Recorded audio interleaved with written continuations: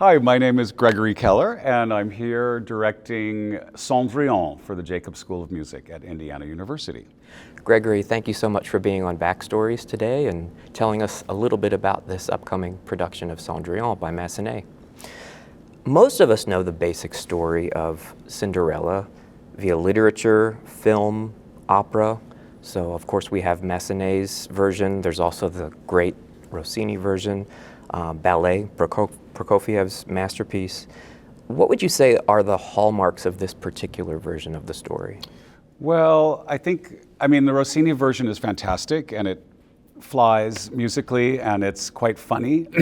And I think this version is unusual in that they introduce the sort of wicked stepmother.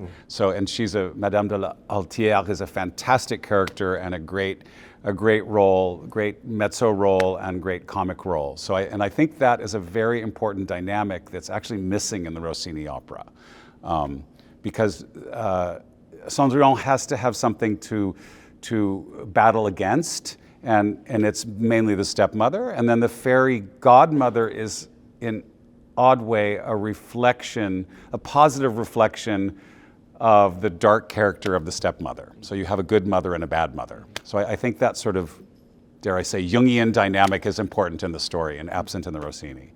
Would you say that there's a definitive version of the story? That's an interesting question. I don't know. For me, theater opera is an event, not an object. So in Antiques Roadshow, you could say this object is the definitive version, or this is the finest version. I don't know if that necessarily applies for the performing arts. It's a very interesting question. I do believe there's a sort of, dare I say, artistic Darwinism, in that certain, I'm a storyteller, I'm a director, I'm a storyteller. My job is to tell the story. And I tell whatever story I'm hired to tell, basically. And I have to fall in love with it. People always say, what's your favorite opera? What opera do you love? And I have an answer. There's 5 I love, 6 I love. And then the number 7 is the one I'm working on. So I have to fall in love with it. I have to believe in the story. I have to believe in the characters. I have to follow each character's thread and train of thought. I can't judge the characters. I just have to understand where the characters are coming from. So in that sense, everything I'm working on, I can't judge it from the outside and say this one's better than that one when I'm working on it. As I'm working on it, I have to believe in it, that it's the best thing and it's the story that needs to be told now. Now, having said that, there is sort of a Darwinism. Nobody does Salieri operas anymore. Nobody does Meyerbeer operas anymore. These were the most popular operas in their day, and yet for some reason they've fallen out of the canon of 120 operas that we do. And I think that's because maybe they're not definitive versions, but they no longer resonate in the culture, in the times that we live in. So every time you present the opera in 2026, there's a reason it's being done right now, and it's going to resonate with the audiences in a different way than it will a year from now. So I don't know if that's sort of an answer. That's a great perspective. Is this your first outing with Massenet's Cendrillon? It is. Wonderful. I've never worked on it, directed it. I think I've seen it once. Yeah. Massenet's musical style has been described as dramatic, sensual, even enchanting. A lot of hallmarks of French opera seem to lean that way. How might these qualities in his music influence you as a director putting movement on the actors? Well, I put action on the actors. They're called actors for a reason, because they act. I always go back to the definition of drama in Greek means action. It's the only meaning. It does not mean emotion, it doesn't mean conflict, it doesn't mean anything else. It means action. So my guiding light as a director is to always find what the action is and always motivate the singers to find what they're doing, what the action is, what they're doing to the other person on stage. You bring up an interesting point. So I have this sort of joke about French, German, and Italian opera. So in Italian opera, you say, Tomo, Tomo, I love you, and then it's followed with vendetta, I need to get back at you, and then morte, death.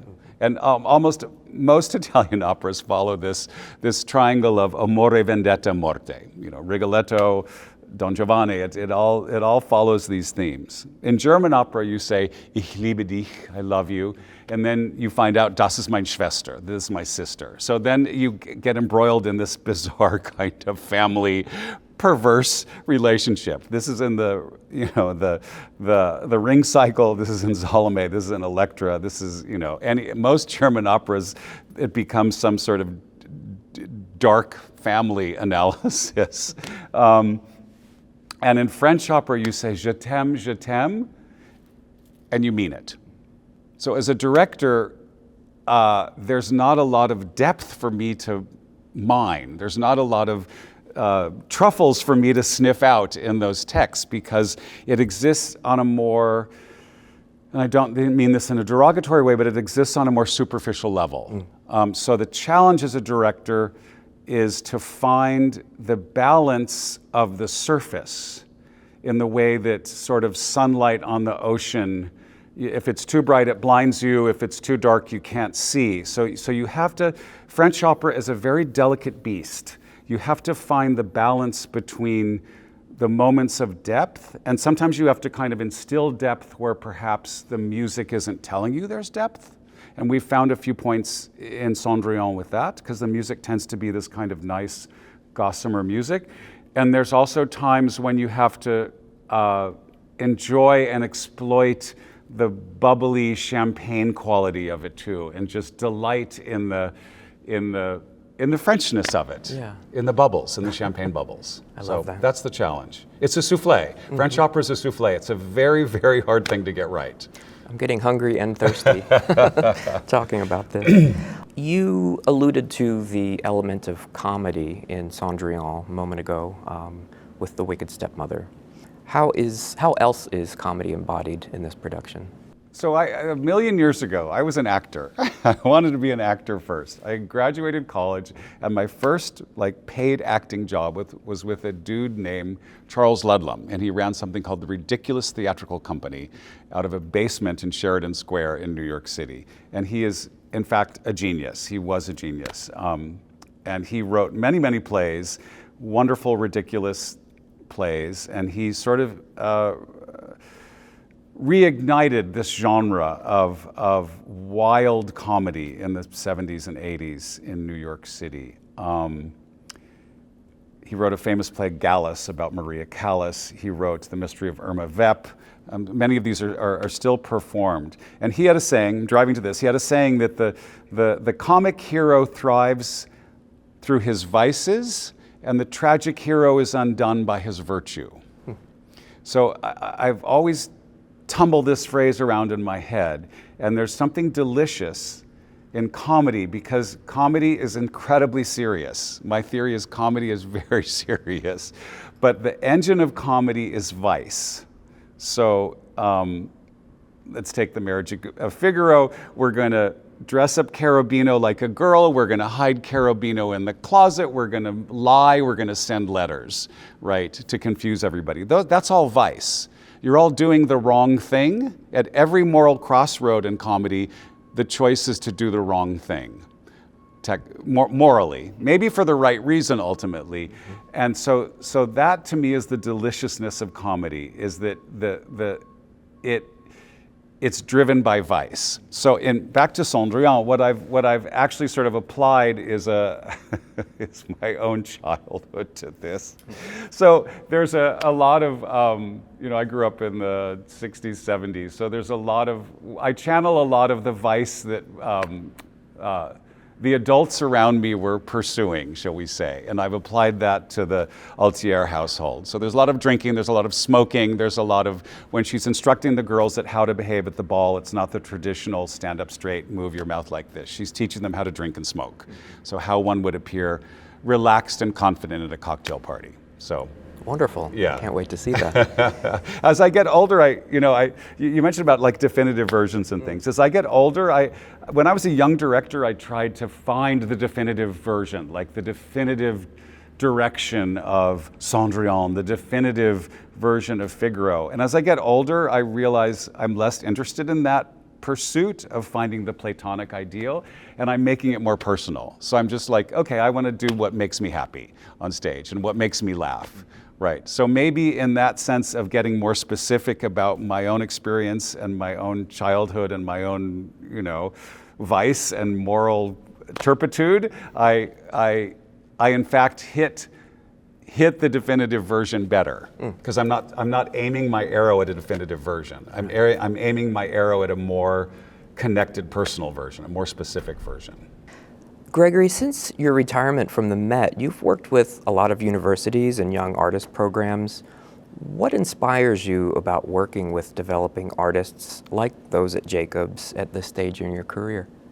Well, there's no greater reward than when you see the light bulb go off in a singer's head, when they make that connection and discover something. That is so incredibly rewarding. And it's wonderful to work in established opera companies, and it's a different experience. You're working with performers who've often done the role multiple times. Often they come in and say, my Mimi does this, or I need to turn here. And you respect that because they have the experience of having performed this 20, 30, 40 times on stage, so they know what they want. It's a different experience. With students who are just learning their creative process, probably doing these operas for the first time, discovering these roles, there's an opportunity to help them find something new and fresh that connects to their experience and also is truthful to the material. And those moments of discovery are fantastic. I call rehearsing in the rehearsal room playing in the sandbox. And it's a safe, creative, experimental space where they are encouraged to make mistakes, they're encouraged to fall down, they're encouraged to discover. And often when you get to the sort of uber professional level, there's less space for that, time and space for that. Beautifully said. Why is it important, do you think, to hold space for underdog stories like Cendrillon in modern times?